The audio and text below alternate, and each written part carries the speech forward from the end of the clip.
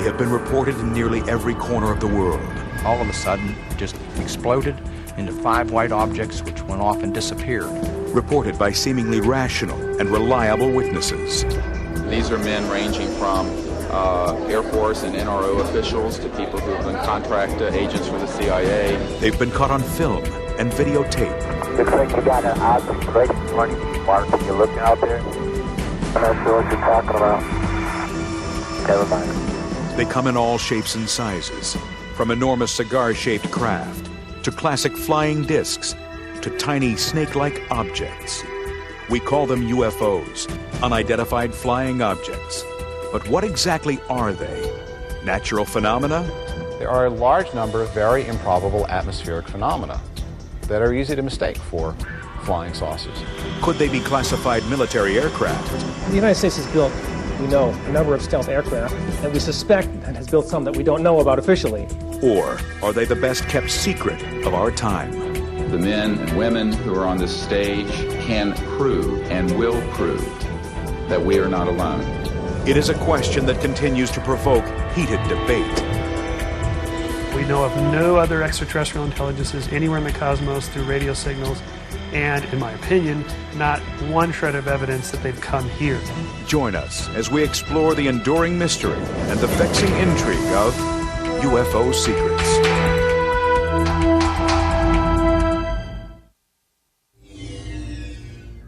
After the end of World War II, strange objects began being reported in the skies over the United States. The media called them flying saucers. The military used a term familiar with wartime plane spotters: unidentified flying objects, or UFO. Since then, UFOs have become a worldwide phenomenon. Despite obvious hoaxes such as these faked photographs, thousands of sincere witnesses have come forward and produced numerous films and photographs purporting to show alien craft. For nearly 3 decades, the U.S. government investigated UFO reports and found that natural phenomena, or conventional aircraft, could account for the vast majority of them. But once in a while, a report was submitted that the military investigators could not explain. One such case occurred in their own backyard. Sir, look at that.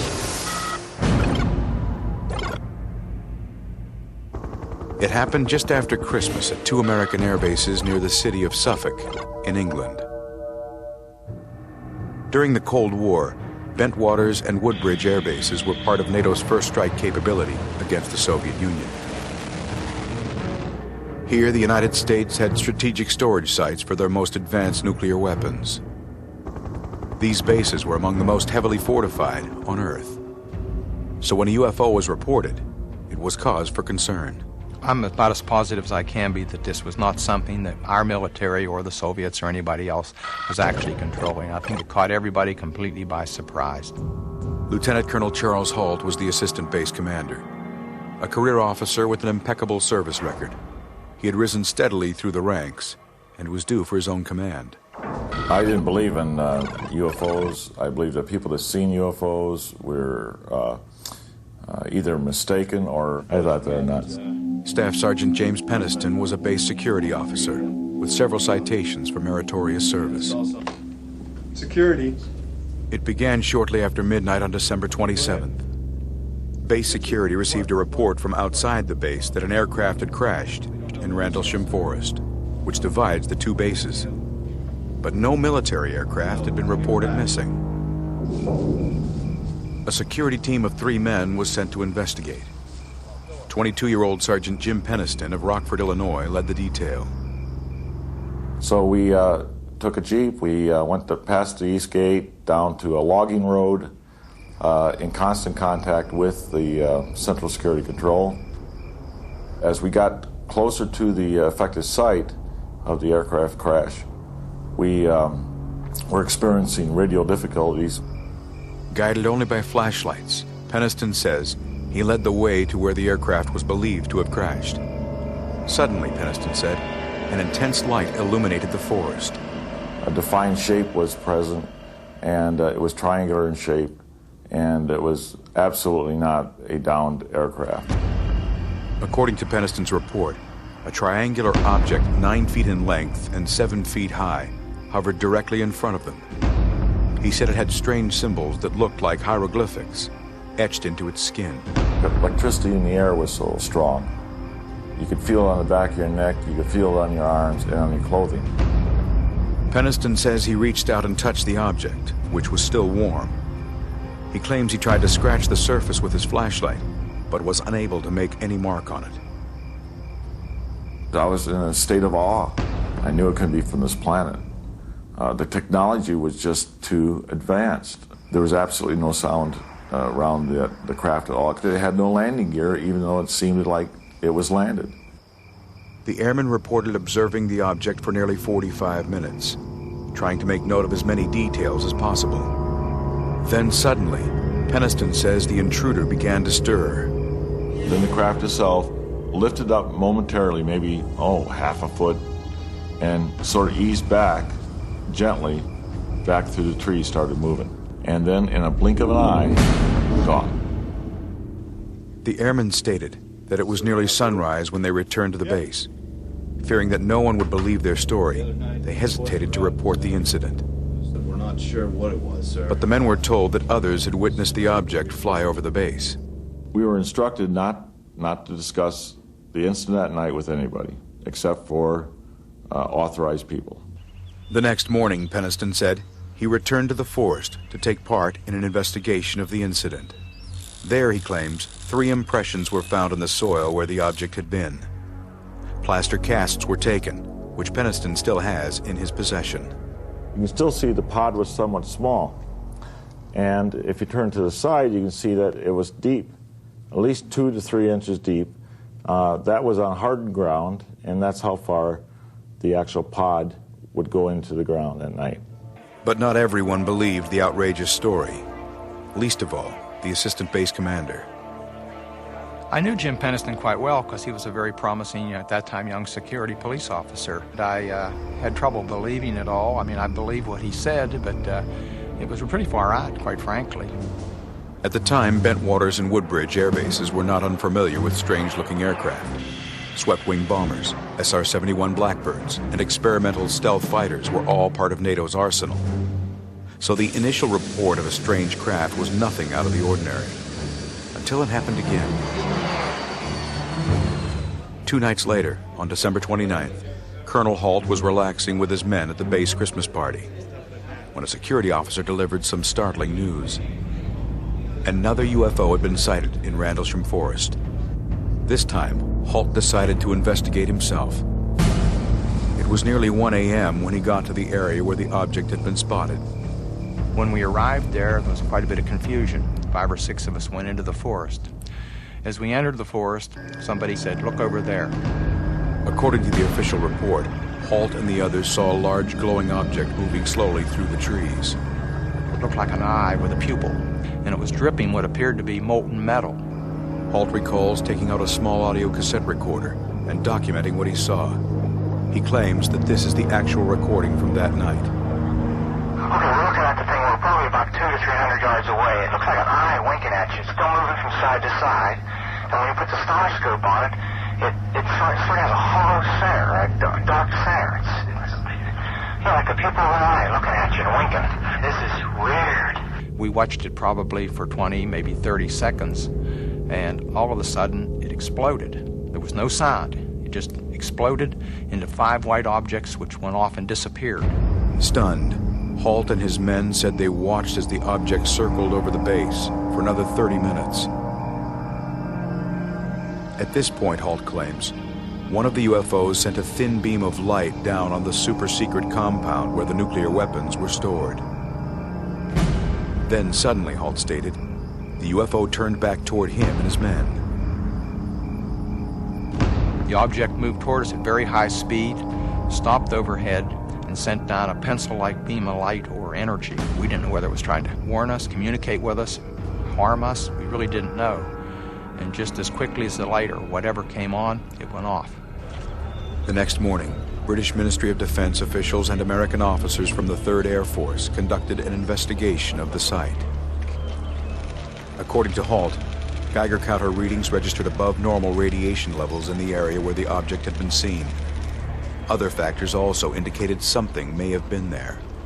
There were marks on the trees that appeared to be rub marks, and when you looked overhead, it appeared that some of the branches had been broken. You could look up and directly see the sky. As the senior officer involved, Halt recalls being asked by the British base commander to document the incident in an official memo. So I did a somewhat, how shall I say, cleaned up memo and called it Unexplained Lights. Gave it to him, and he sent it off to the Ministry of Defense, and there never seemed to be any reaction from the British. But details of the encounter soon trickled down to British and American UFO researchers, who relentlessly pursued the investigation. Skeptics maintained that what Penniston and Halt encountered in Randlesham Forest was nothing more than a top-secret craft being tested by the Air Force.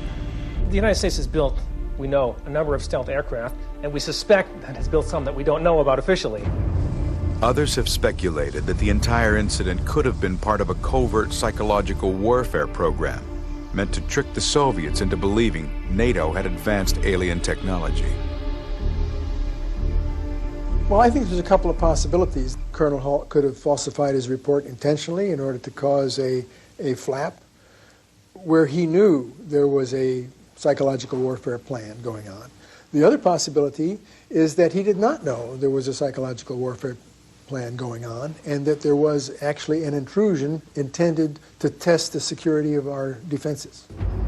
Charles Halt was later promoted to full colonel and base commander. He retired from the Air Force in 1991. James Penniston left the Air Force in 1993 after receiving numerous Distinguished Service Awards. Both say they have struggled to put the incident behind them.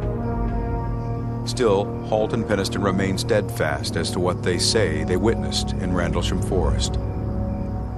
Other military personnel who were there support their claims. I do believe whatever was controlling the object was aware that we were there, the way it moved through the woods and moved toward us. This is not a light in the sky issue. If you want to put a title on it, it's probably more of a national security issue. Some believe, however, the incident of December 29, 1980 near Suffolk, England, was not the last the world had seen of this UFO. Exactly 9 hours later, and half a world away, 2 women and a young boy say they faced a horrifying encounter of their own with a small triangular-shaped UFO. Could it be, as some assert, the very same UFO that was seen at the air bases in England? We'll investigate the startling similarities when UFO Secrets continues. After 2 witnesses say they encountered a triangular-shaped UFO near the NATO bases in England, researchers began to see strange parallels to another alleged UFO event that occurred on the same day in Texas, 9 hours later. Some have concluded that both encounters were with the same UFO. Aside from the fact that the objects in the description were similar, it's the date. I mean, in 24 hours, we had major contact here in Texas and in England. I think that both cases can be tied together, absolutely. It began along a lonely stretch of road near the small town of Huffman, Texas, about 30 miles north of Houston. Around 9 p.m., Betty Cash was driving home from a bingo game in another town. In the car with Betty that night were her friend Vicki Landrum and Vicki's grandson Colby. I guess I was like a lot of the people that didn't believe, but then when it happened to me, I know it's not a put-up. Vicki recalls that Colby noticed a brilliant light above the tree line. Grandma, it's a bright light. He says, Grandma, what's that light? And it got closer and closer, and it hung like it was over the road, like it was going to fall. But every time it would start coming down, the fire would come down and it would go back up.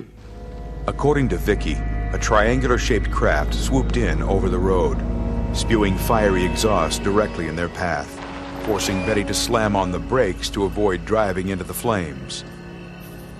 Betty then got out and walked to the front of the car, shielding her eyes from the flames and smoke. Betty, come back. Colby's scared. I was screaming for Betty to get back in the car that she's going to burn up. Because, I mean, it was hot. I think I'm getting scared. No, what happened? Finally, she come back and opened the door of the car and got in. Started rising. And it got up right above the treetops. It went slowly to the right of us. And after it moved, we decided we'd move on. Suddenly, Vicky says, a flock of twin-rotor helicopters appeared overhead, apparently attempting to surround the strange craft. Betty, Vicky, and Colby were later shown photographs of helicopters by investigators and identified them as CH-47 Chinooks, a model used by the Air Force for heavy lifting. We got to counting the helicopters, and I counted 22. They were all around it and up over it, and I know they were trying to either escort it or hem it in. 5 minutes later, they say, the craft and the helicopters vanished in the dark, and the frightened trio was able to resume their journey home. The following day, Betty, Vicky, and Colby were bedridden, allegedly due to their encounter with the bizarre object. The women say they were reluctant to contact police for fear that no one would believe their story. 3 days later, after her burns had worsened, Betty was taken to Parkway Hospital in Houston. Dr. Brian McClelland was Betty's personal physician and would later treat her for multiple disorders stemming from her injuries. When Betty had her bright light exposure, the following day she was getting nauseated. Within 2 days she had diarrhea, and the hair was coming off of the right side of her head with blisters and the peeling of her skin on her right face and her right hand where she'd been exposed. She had to be hospitalized for almost a full 3 weeks. The doctor's diagnosis? Betty, Vicky, and Colby had apparently been exposed to an extreme level of ionizing radiation. Betty, who suffered the greatest exposure, was near death. Colby and Vicky, and I don't know who else was in the room at the time, I heard the doctor tell my children that he didn't see any way that I was going to pull through it. I'm sorry. She had water blisters. It looked like somebody had stuck a propane torch to her face and just dangling off of her eyelids. They said she had so much radiation in her already that they couldn't do anything for her. But radiation exposure is extremely rare. Skeptics have speculated that the injuries Betty, Vicky, and Colby sustained that night must have come from a more common heat source, such as a forest fire, or perhaps a burning car. Some have accused them of faking their injuries. I don't accept the explanation that they faked any of their injuries or could have done anything to cause this. She had radiation dermatitis proven on biopsy. If you asked me to go and get this illness, I can't give it to myself. You have to get to a nuclear source. The only people who have access to that are very specific medical specialties, the military, and then some research people. In the country in Houston, 30 miles north of town, the only potential explanation you could come up with would be the military. Traumatized and desperate for answers as to who or what had injured them, the women contacted John Schuessler, an aerospace engineer and 20-year veteran of NASA's manned space program, who had become a UFO investigator. When I heard about this case, it intrigued me because we not only had the report of a UFO, we had evidence. Convinced the women were telling the truth, Schuessler launched an investigation into the incident. He claims to have located witnesses who saw helicopters following an object in the sky over the piney woods that night. But officials at nearby Ellington Air Force Base, next to Houston's Johnson Space Center, denied any helicopter flights in the area on that date. They had to know about it. It was verified not only by the witnesses, but by multiple witnesses around the area. Believing the government must have known something, the women wrote to Senators Lloyd Benston and John Tower. The senators directed them to contact officials at Bergstrom Air Force Base near Austin, Texas, some 165 miles away. But when they finally met with the Air Force officials there, the women were told that the Air Force was no longer empowered to investigate UFOs. Undeterred, Schuessler filed a Freedom of Information request to determine who flew the helicopters that night. The military responded by claiming that all service records for that time had been destroyed, and that no military personnel were involved in maneuvers on that night. However, documents revealed that the military did investigate the women's claims and found them to be credible. Well, I don't trust our United States government. And I don't mean to be short or ugly, but that's exactly the way I feel And if they want to do anything with me, let them do it. They've took my health. They've ruined my life. So what else could they do? On December 29th, 1998, the 18th anniversary of the incident, Betty Cash died from complications of a stroke. But to this day, Betty's friends and family believe that her death was a direct result from exposure to the unidentified flying object. That's what killed her. And it'll probably kill me. Others speculate that the craft that injured Betty could have been one of ours. The other possibility is that there was no relationship whatsoever to alien craft, and that we had been doing a covert program following up on the original NERVA engines to use nuclear power on rockets. NERVA stands for Nuclear Engines for Rocket Vehicle Applications. NASA and the military had been testing such designs since the 1950s for use in spacecraft. Their exhaust does indeed spew large amounts of ionizing radiation. I'm sure a good many of the reports that have been seen around the world are of spacecraft and aircraft that weren't intended to be known to the public. I think the reason why the government refuses to give up any information as to what took place on this particular incident is the liability aspect. I don't think they want to own up to that. What really happened near the small town of Huffman, Texas, may never be known, while Colby and Vicki Landrum simply want to forget. Coming up, they triggered the largest mass sighting of UFOs in the United States. What were the mysterious lights that appeared over Phoenix in March of 1997? And it would be very difficult, I think, for anyone to conclude on the basis of what's in this videotape that humans are being visited by extraterrestrials at this moment. And ahead, tiny UFOs that some say are unknown animal species. And sightings from the space shuttle. Could these be UFOs? Coming up on UFO Secrets. Of all the places on Earth, none has been focus of more UFO sightings than Central Nevada. Here, amid the tumbleweeds and searing temperatures, is the vast Nellis Air Force Range. And right in the middle is the legendary top-secret facility called Area 51. Around here, sightings of bizarre aircraft are common. For decades, the now familiar outlines of the F-117 stealth fighter and the B-2 stealth bomber prompted hundreds of UFO reports. Nuclear physicist Stanton Friedman worked on numerous top-secret projects for the government. He speculates that even more unconventional aircraft are being developed and tested here. What's been alleged to have happened there is that there are alien vehicles being studied for back engineering purposes, and we're learning how to duplicate them. We do know that Area 51 is used for the testing of very advanced vehicles. There's even talk about an Aurora, a follow-on to the SR-71, which can supposedly go 4,500 miles an hour and up to 200,000 miles. Is there an Aurora? I don't know. Does the government have a right to test in secrecy? Of course they do. Whatever clandestine operations might go on at Area 51 are only conjecture. But anyone ignoring the no trespassing signs posted at the perimeter faces the lawful use of deadly force. The only thing that non-believers and the UFO community seem to agree on is that something is going on here that the government doesn't want anyone to know about. In studying the evidence, somebody is keeping a secret, a closely guarded secret, about an incredible mystery that's been happening all over the world for a very long time. And I really believe that. I know that.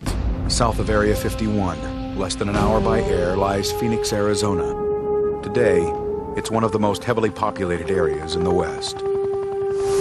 No wonder, then, that Phoenix was the location of the largest mass sighting of UFOs in the United States. Multiple witnesses saw various airborne phenomena fly over the Phoenix Valley that night. Two of them, a commercial airline pilot and his wife, were coming home from dinner at approximately 8:30 p.m. My wife called out, "What are those lights?" My wife pulled over, she was driving, and I got out of the car and stood by it and looked up at them. And so as it approached flying directly over us, then I went, well, it's not a flight of fighters. The couple have chosen to remain anonymous, but are considered highly credible witnesses. He is a Vietnam veteran and has over 30 years' experience in both military and civilian aviation. It wasn't until we got out of the vehicle, shut off the car, and realized there was no sound. And that gave me a creepy feeling, and the fact that it was so large and was taking up so much of the sky and flying right over our heads that I thought, what is this thing? And then I got this cold chill down my back. It did scare me. They claim to have watched spellbound as a triangular object the size of several football fields floated slowly overhead before disappearing in the distance. About the time it was right over the top of me, I thought, it's not a large airplane. There's no noise at all. It's going too slow. I realized that I really didn't know what I was seeing now. But they were not the only ones watching the lights over Phoenix. At different points in the city, people were videotaping the event. Hundreds, perhaps thousands of ordinary citizens watched the strange lights until approximately 10 p.m. According to witnesses, the first was a huge craft spotted near the Nevada border that flew south over Phoenix. Then, witnesses say, it turned around and headed back the way it came. The next day, the city was abuzz with fascination and terror. Hundreds of citizens called the Phoenix Police Department and Luke Air Force Base asking, what was it? On the radio, the airwaves were filled with different versions of what flew over Phoenix. You're the guy that had this thing go right over you. Right. It was so big that it took up the whole neighborhood, and all of a sudden, for it to come right over us was very shocking. The military denied any involvement, insisting they had no aircraft in the area. We contacted Davis-Monthan Air Force Base, which is in Tucson, Luke Air Force Base, talked with Fort Huachuca, all of the military entities to find out, about aircraft. And again, we all came up with the fact that, none of our aircraft were in that vicinity that evening. Phoenix air traffic controllers supported the military position, claiming that their radar detected nothing other than commercial air traffic. The denials by authorities set off a firestorm of controversy. Wanting a straight answer, some residents contacted Councilwoman Frances Barwood and asked her to look into the matter. I talked to over 700 people myself personally, and after talking with that many people, professionals, police officers, military, retired military, airplane spotters for the military, and after talking to all of them, I realized if it is ours, it's something that is absolutely incredible. And if it's not ours, I want to know. On May 6th, Councilwoman Barwood raised the issue at a city council session. From what I saw on television, it was about the size of a football field, and there was 7 lights, and they all moved together like they were attached to something. So we don't know if it was a prank or, something that was just huge out there, but, kind of curious, especially since people are starting to ask more questions. 2 months later, following a USA Today article on the sightings, the Air National Guard released a statement that one of its planes had dropped flares on March 13th in a training exercise. I just started calling back and asking questions, and at this time period, we did find out that the Maryland National Guard was here with their A-10s conducting training on the Berry-Goldwater Range. But instead of calming the public, the statement had the opposite effect. I can say beyond a shadow of a doubt that what my wife and I saw that night was not flares. I dropped those flares from my helicopter in Vietnam, so it would be very unsafe to drop them over an inhabited area. And there's no way that the flares could have maintained this perfect formation as they moved out of my vision. Video expert Jim Delatoso spent hundreds of hours studying videos of the event. He does not believe that flares can explain what is on the videotapes. When I examined the Phoenix lights, first thing to do is to study all of its properties. Those lights don't move, those lights don't flicker, and the most interesting thing is the way that the lights come on and go off. These lights are pure white light. Even today, theories abound as to what was behind the many different lights seen over Phoenix that night. All the stuff out there has got to be government flights. Does the government lie to us and cover stuff up? Yeah, they sure do. They do that all the time. That's part of their job. There's things we really shouldn't know about national security secrets. Or could it have been something more conventional, even low-tech? When I've seen the videos of these sightings, what they remind me of is something that is sometimes done in Mexico, where they put a candle in a paper bag and float it into the air at night during celebrations, and it glows. And some of them are very skilled at doing this so that they can actually float in formation. But some still think the answers are not to be found on Earth. I would not be too surprised that there's something going on that's unexplained and not from this world. Why not be open about it? And my legacy from this is I'm looking around again all the time because I want to see it again. I've actually seen something in the air that I couldn't identify. When other people claim that they've seen something, I probably have more of a tendency to believe them now. Next, one UFO researcher claims that his videos reveal tiny life forms flying among us. And later, we'll investigate these strange orbs of light captured on one of NASA's space shuttle missions. Coming up on UFO Secrets. In the search for extraterrestrial life, scientists are scanning the far reaches of the universe. But what if we're looking in the wrong direction? One maverick researcher says UFOs are right here, right now, all around us, flying, darting, swooping, here, there, and everywhere. He believes these unidentified flying phenomena represent a bizarre new life form that science has completely overlooked. I discovered something that's flying around us, that's been among us for a long time, that is almost like a serpent in the sky, and we call them rods. Jose Escamilla is a video editor and UFO investigator who's been recording unidentified flying objects for 15 years. That all changed one night in 1993. While examining some conventional UFO footage, something out of the ordinary caught his eye. From out of nowhere, a strange centipede-like object darted across the screen, then another, and another. I said, well, it's probably an insect. And I could see them in the viewfinder. And boom, they were zipping by real fast. And it wasn't until I started looking at the footage in slow motion that I saw insects pass by, birds pass by, and then you saw something that looked like a snake. And that just totally perplexed me. I go, I've never seen anything like this in my life. Sensing this was something worth investigating, Escamilla began re-examining all of his footage. And there they were, translucent snake-like objects, wriggling serpents with fins shooting through the sky. And I started running tests on cameras to make sure I wasn't fooling myself. There was nothing wrong with his cameras, yet the rods kept showing up on various tapes. Escamilla went looking for answers, but there was no mention of any such creature in the scientific literature. Escamilla began to believe that he had discovered the celestial Bigfoot. We think it's a creature that's evolved, that's been among us for millions of years, that evolved in a certain sector of the spectrum of biology that we've never noticed. 10 years after discovering the anomaly, Escamilla makes a living videotaping and selling his tapes of the mysterious rods. He positions his cameras in a variety of locations just to see if they'll appear.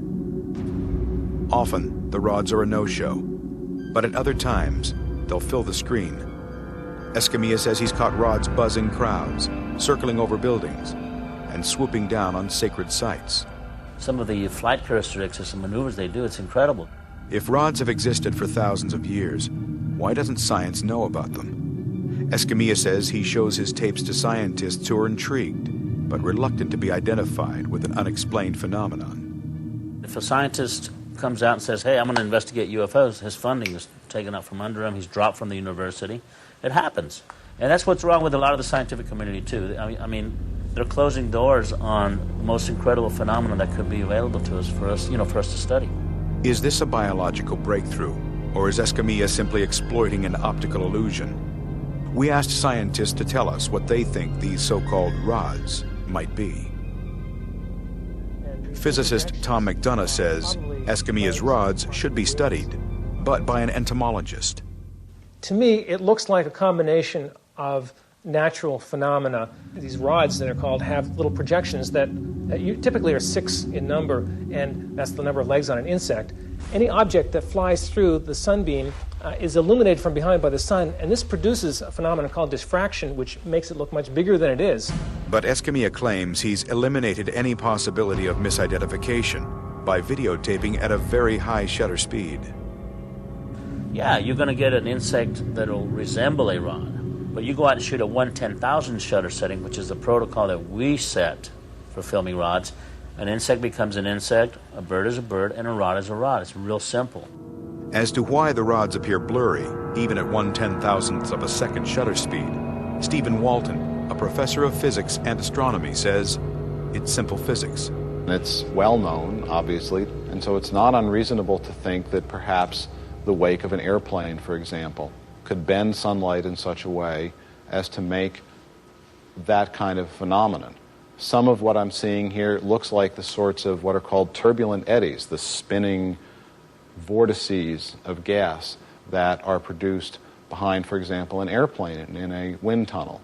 But lately, other investigators have also begun to capture rods on film and tape. But what they are and are not remains controversial. Coming up, America's astronauts are exploring the new frontier of outer space. Could they have encountered UFOs out there? We'll venture into this unfamiliar realm when UFO Secrets continues. Ever since UFOs first appeared in the skies of Earth, mankind has struggled to unlock their secrets and establish their origins. Yet despite more than half a century of intensive study and debate, indisputable evidence of their existence has proven elusive. But some claim proof of UFOs can be found in the archives of America's own space agency, NASA. NASA is a huge agency, and there's a lot of secrecy. One person may have access to the truth or knowledge, and another person doesn't.